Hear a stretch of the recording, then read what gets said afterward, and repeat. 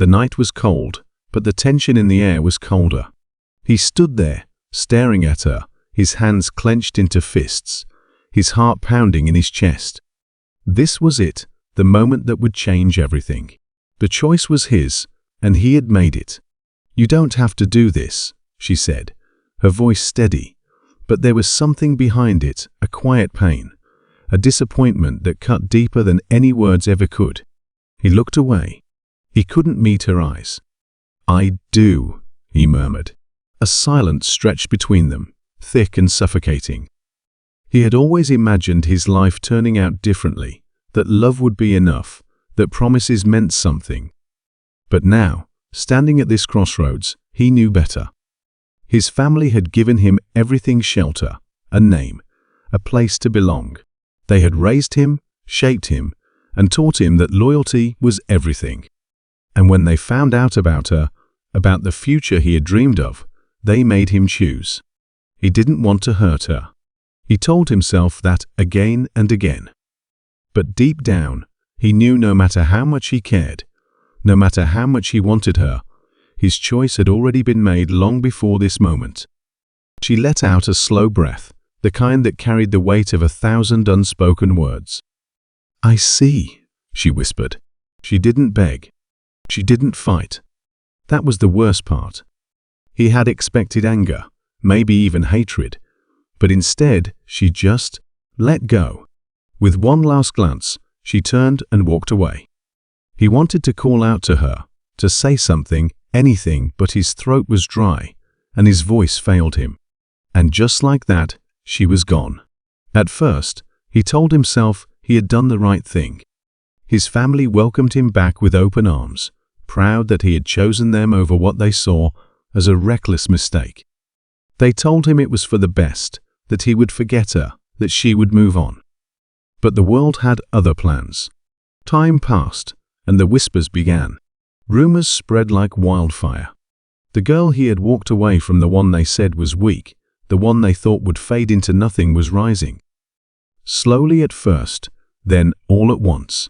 People started talking about her, not as someone who had been left behind, but as someone who had become unstoppable. She had built something of her own, something powerful. And soon, her name carried weight more than his family's. The day he saw her again, everything changed. Because this time, she wasn't just the girl he had left behind. She was the one standing at the top, and she was more powerful than all of them.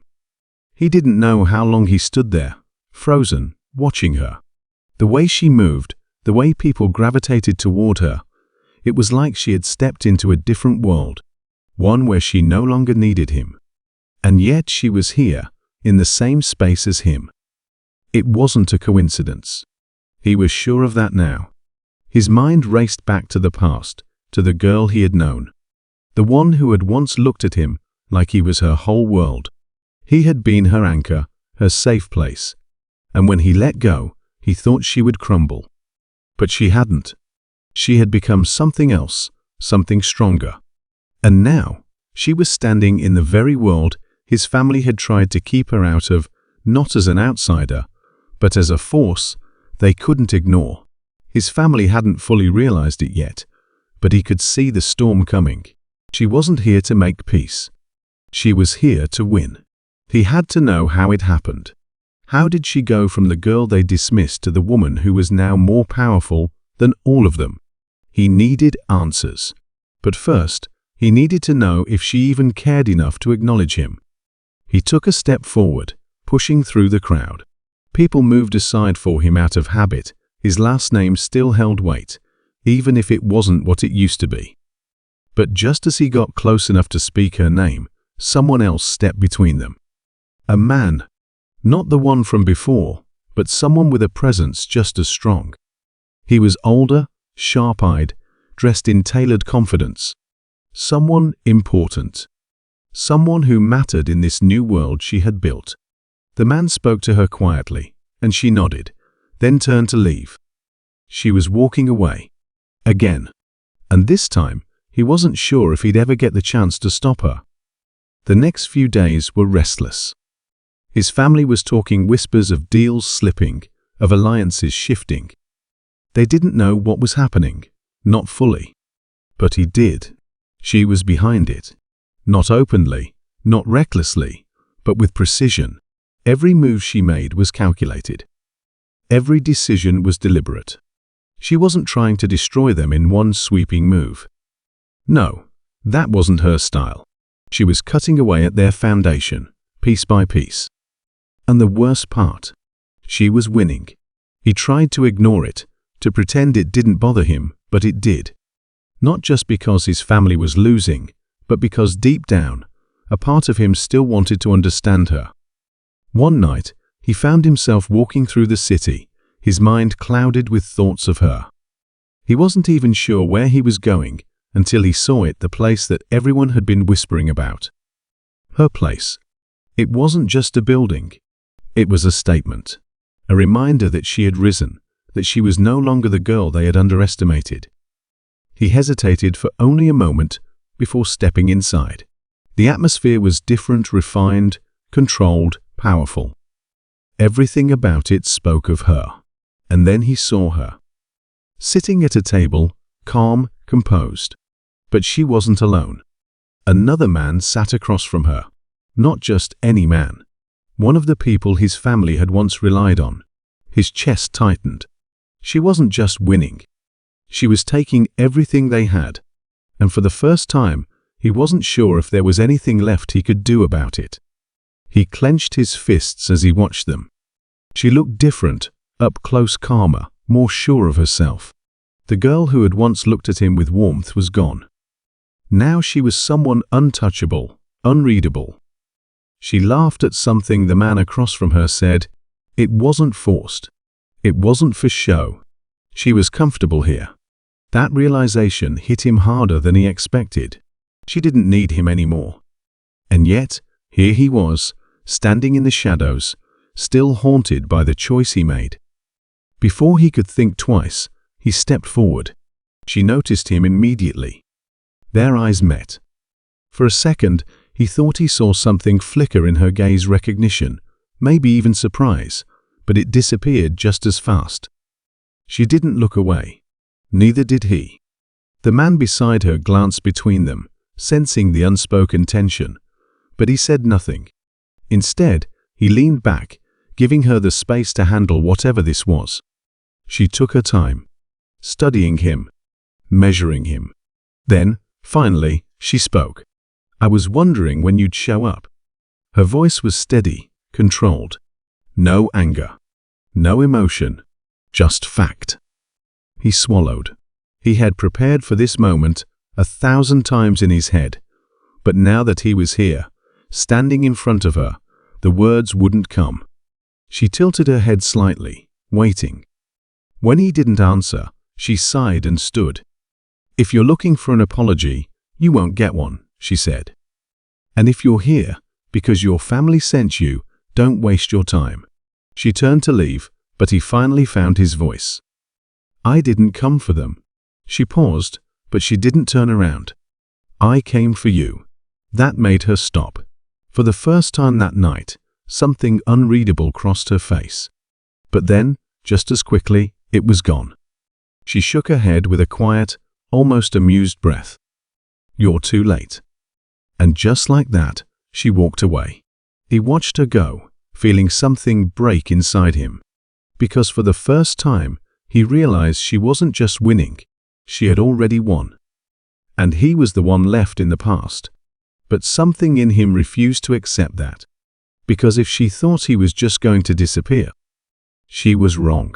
The next day, his family gathered in the main hall, their voices filled with frustration. She's getting too close, someone muttered. She's taking everything, another added. His father, always the one in control, sat in silence, listening. Then, finally, he spoke. She's making a statement. They all turned to him. She's proving a point, his father continued. That we don't matter anymore. The words sat heavy in the air. No one argued, because deep down, they all knew it was true. She wasn't just fighting them. She was erasing them. His father turned to him. You knew her better than anyone. A pause. Can she be stopped? He should have said yes. He should have told them what they wanted to hear. But the truth settled in his stomach like a stone. He didn't know anymore, and that terrified him. Days passed, but his thoughts stayed with her. He replayed their last conversation over and over again, dissecting every word, every glance. Too late. That's what she had said. But what if she was wrong? What if there was still time to change everything? He had to find out. Because whether she wanted to admit it or not, their story wasn't over.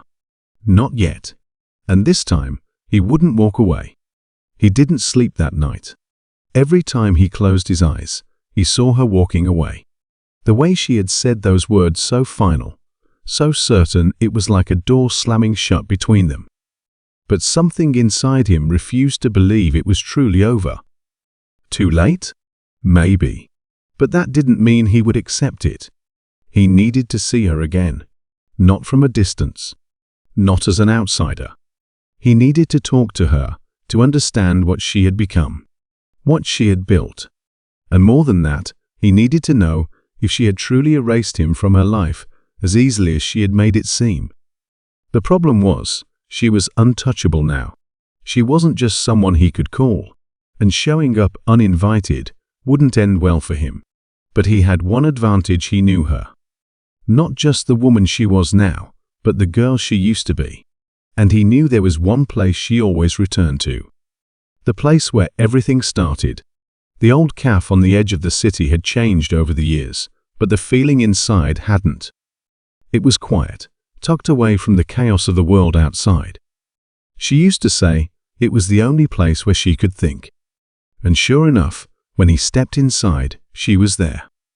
Alone. She sat by the window, her fingers wrapped around a cup of tea, staring out at the street like she was lost in thought. He hesitated. For the first time in a long time, he felt unsure. He had been so focused on finding her again that he hadn't planned what to say. But there was no turning back now. He walked toward her, and just as he reached her table, she looked up. No surprise. No shock. Just calm, measured silence. She didn't speak first. She waited, letting him make the first move. So he did. "Can I sit?" A pause. A long one. Then finally, she gestured to the empty seat across from her. He sat down, his heart pounding, but he kept his face unreadable. For a moment, neither of them spoke. The air between them was thick with everything unsaid. Then she sighed, leaning back slightly. "I don't know what you're looking for," she said, her voice steady, "but I don't have time for ghosts." The words hit him harder than he expected. "I'm not a ghost." She raised an eyebrow. "Then why do you keep showing up like one?" He exhaled sharply, rubbing the back of his neck. "Because," he said finally, "I need to understand." "Understand what?" "How you became this." She let out a soft laugh, shaking her head. "You think I owe you an explanation?" "No," he admitted. "But I'm asking anyway." She studied him for a long moment, then took a slow sip of her tea. "I became this," she said finally, "because I had no other choice." He frowned. "That's not true. You could have—" "What?" she interrupted, her voice sharp now. "Stayed? Begged? Waited for your family to accept me?" She leaned forward, her eyes cold. "You made sure that wasn't an option." Guilt twisted in his chest, but he pushed it down. "I thought I was protecting you." She let out a humorless laugh. "Protecting me?" she repeated. "That's what you tell yourself." His jaw clenched. "It wasn't that simple." She leaned back again, shaking her head. "It was simple," she said. "You just didn't want to see it." Silence stretched between them. He wanted to argue, to explain, to make her understand. But deep down, he knew she wasn't wrong. And the worst part? He had no idea how to fix it. Later that night, he met with his father. The tension in the room was thick. His family was on edge, and he knew why. She wasn't just a problem anymore, she was a threat.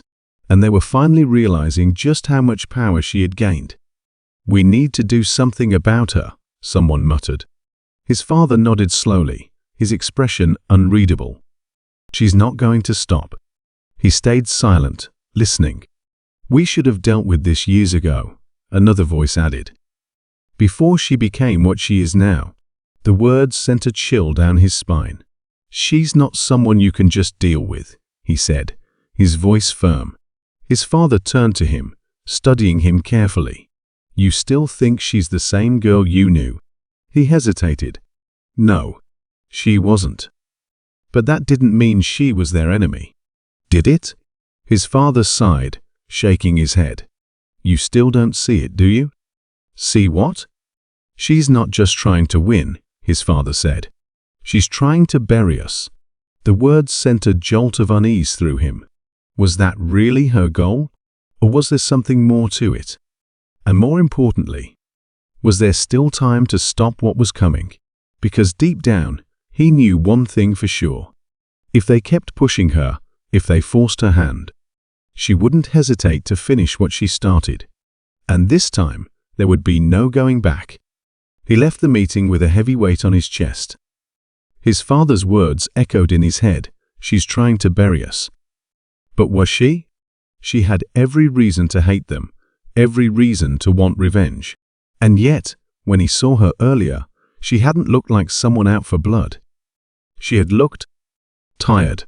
Not weak, not broken, just someone who had already made her decision and wasn't looking back. He needed to know the truth. So that night, he went looking for answers. It took a few days, but he found out where she would be. A private event, one of those high-profile gatherings, where power wasn't just shown, it was negotiated, traded, solidified. She had a presence here now. He had to talk his way in, but eventually, he made it past the security, past the guests, who barely spared him a glance, and into the heart of it all. And there she was, standing by the balcony, a drink in her hand, watching the city below. For a moment, he just watched her, taking in the way she carried herself, calm, confident, untouchable. Then, as if she sensed him, she spoke without turning around. "You're really bad at staying away." Something about the way she said it made his chest tighten. He stepped closer. "Maybe I don't want to stay away." She finally turned to face him, raising an eyebrow. "That's not what you wanted before." He exhaled, shaking his head. Things were different then. She tilted her head slightly, studying him. "Are they?" He wanted to say yes, that he had changed, that he understood things now that he hadn't before. But the truth was, he wasn't sure. And she could see that. She sighed, setting her glass down. "Why are you really here?" He hesitated. "I need to know." He swallowed. "Are you trying to destroy us?" She didn't react, didn't flinch. Instead, she asked, "Does it matter?" "Yes," he said immediately. "It matters." She exhaled slowly, crossing her arms. "I'm not interested in revenge," she said finally. "If I wanted your family gone, they would be." He frowned. "Then what do you want?" She gave him a look like he should already know the answer.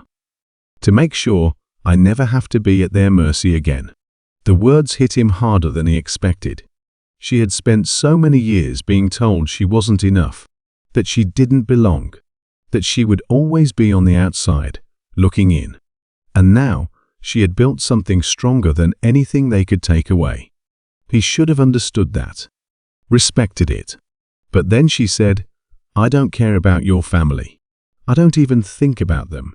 And for some reason, that was what hurt the most. Because if that was true, then he really was just a ghost to her now. Something from a past she had already erased.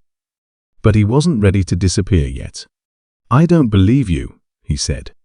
She smirked, but there was no amusement in it. "That's not my problem." He stepped closer. It used to be. For the first time, something flickered in her expression.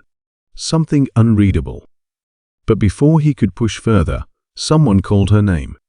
She turned, and just like that, the moment was gone. She didn't look at him again as she walked away. And for the first time, He wondered if maybe, just maybe, his father was right. Maybe she wasn't trying to destroy them. Maybe she already had. And he had just been too blind to see it. He couldn't let it end like that.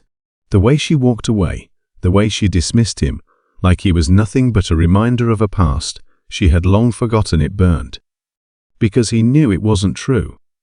He had seen it just for a second. The hesitation. The flicker of something behind her eyes before she shut him out again. She wasn't as indifferent as she pretended to be. But the problem was, she had learned how to play this game better than anyone. And right now, she was winning. He needed to figure out his next move, but before he could even decide what that was, his father made one for him. The next morning, he walked into the study and saw the look on his father's face. Cold. Calculating. A decision had been made. She's gone too far, his father said simply. We have to stop this before she destroys everything. He stiffened. And how exactly do you plan to do that? His father didn't answer right away.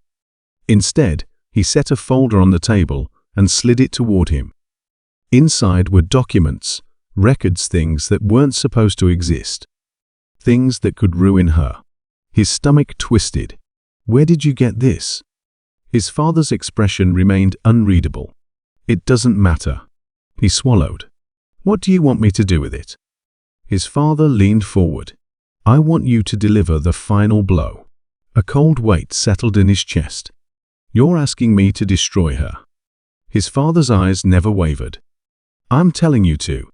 He stared at the folder, his mind racing.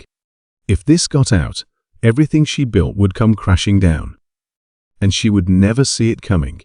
His father must have seen his hesitation, because he said, she's already erased us from her life. Why are you still trying to protect her? He didn't have an answer. Because deep down, he knew this wasn't about family. It wasn't even about loyalty anymore. It was about her. It had always been about her. But if he didn't do this, someone else would. And then, she wouldn't just be untouchable. She would be gone. He spent the next day trying to convince himself that he had no choice, that she had made her decision long ago, that this was just the inevitable conclusion of a battle they had both been fighting for years. But when he finally saw her again, none of that mattered. She was standing in her office, looking out at the city like she owned it. And maybe she did. Maybe she had already won. He stepped inside, and she turned to face him. She didn't look surprised. If you came here to try and stop me, you're wasting your time, she said. He shook his head, exhaling sharply. I came to warn you. That got her attention. Her eyes narrowed slightly. Warn me about what? He stepped closer, lowering his voice. My family. They're coming for you. She didn't flinch. Didn't even look concerned. I know. His breath caught. You knew? She tilted her head, studying him. Did you really think I wouldn't see this coming? He clenched his jaw. Then why haven't you done anything about it? For the first time, something like sadness crossed her face. But it was gone in an instant. Because it doesn't matter, she said quietly. He frowned. Of course, it matters. She exhaled, shaking her head. They've already lost. They just don't know it yet. He stared at her, trying to understand. And then, realization hit him. This wasn't just about power. This wasn't about revenge. This was about ending the war before they even knew they were fighting it. She had already set everything in motion, and there was nothing he could do to stop it. His father's voice was sharp, urgent. We're under attack. The words sent a chill through him. What do you mean? There was noise in the background, footsteps, muffled voices, a door slamming shut. Someone's pulling the strings behind the scenes. We're losing everything, and it's not her doing this. His grip on the phone tightened. He turned to her, searching her face for any sign of deception. But there was none. For the first time, she looked just as thrown off as he was. She wasn't lying. She really hadn't done this. Which meant someone else had been playing them both. She stepped closer, lowering her voice. Who is it? He didn't know. He wanted to believe his family had control, that they saw everything coming. But this was something else. His father spoke again, but this time his voice was different. Lower. Darker. It's him. Everything inside him went still. His father didn't need to say the name. He already knew. Of course, it was him. The one person who had been watching from the shadows. The one person who had never picked a side. The one who had waited until both of them were too distracted fighting each other to see what was really happening. And now he was taking everything. She realized it at the same moment he did. We were never the real threats. No, they weren't. They had been too focused on their war to see the battlefield shifting beneath their feet. And now it was too late. Or was it? He met her gaze, his mind racing. They had spent so long fighting each other, but right now they had only one choice. We need to work together, he said. There was the slightest hesitation, a flicker of something unreadable in her expression. Then she gave a sharp nod. Let's end this. For the first time in years, they were no longer enemies. But whether that would be enough to stop what was coming, neither of them knew. They didn't waste time. Every second that passed was another step closer to losing everything. She grabbed her phone, making a call. He did the same. Neither of them spoke as they worked, but the energy between them had shifted. No longer opponents. No longer fighting against each other. Now, they were standing on the same side. His father was still on the line, his voice clipped. Tell me you have a plan. He glanced at her. We're working on it. That's not good enough. He took a breath, forcing himself to stay focused. We need to know exactly what we're up against. His father exhaled. Whoever's pulling the strings, they've been planning this for years. Every weak spot we had, they knew about it. They've been bleeding us dry from the inside. His stomach twisted. And you never saw it? His father's silence told him everything. No one had seen it. That was the real power of whoever was behind this. They hadn't just attacked. They had waited. And now, when everyone was too weak to fight back, they were making their final move.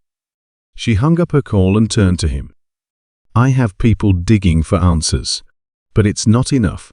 He nodded. Then we go straight to the source. Her expression didn't change. You know what that means, don't you? He did. It meant stepping into a fight. Neither of them were sure they could win. It meant trusting each other when, just days ago, they would have let the other fall without hesitation. But there was no other choice. So, they went. The meeting was set within an hour. A neutral space, though they both knew there was no such thing. When they arrived, the room was quiet. Too quiet. And then, he walked in. The man who had been watching from the sidelines. The one who had never declared war, because he had never needed to. He smiled like he had already won. Finally, he said, settling into the chair across from them. You figured it out. Neither of them spoke. He leaned back, relaxed, completely at ease.